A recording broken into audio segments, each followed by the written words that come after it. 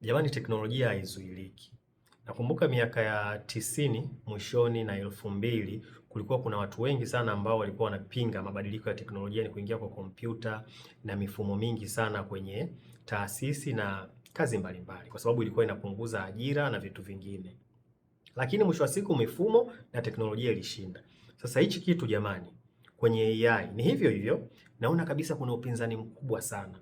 Yaani watu wengi au baadhi, yani kuna baadhi ya watu wao wamechagua kupinga hizi application kwamba zinalemaza, zina moja mbili tatu. Sasa kama ilivyokuwa kwenye mapinduzi ya teknolojia, lile wimbi la 2000 mwanzoni na 90 mwishoni, na hapa kwenye hii AI lazima teknolojia itashinda. Sasa wewe unafanyeje? Jifunze mapema hizi AI applications na AI kiujumla. Yaani wewe jaribu kujifunza, yaani uwe na ule uelewa wa kawaida, kwa sababu ndio zinarahisisha kazi na kwamba baadhi wanasema zinalemaza, lakini lazima zishinde. Mimi sijawahi kuona teknolojia imepambana na jamii, teknolojia ikashindwa.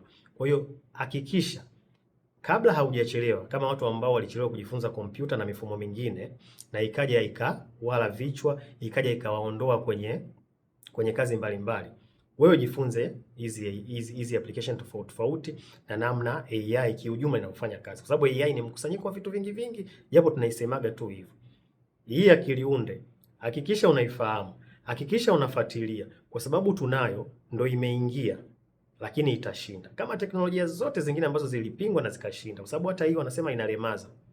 Sasa wewe jua namna inavyofanya kazi, jua namna gani utashughulika nayo, jua namna gani utaitumia kwa faida yako na kwa faida ya kazi za kila siku ambazo unazifanya. Ila usiache kwa sababu umeambiwa inalemaza. Hapana, usiache, jifunze. Mabadiliko uwaga yanashinda siku zote.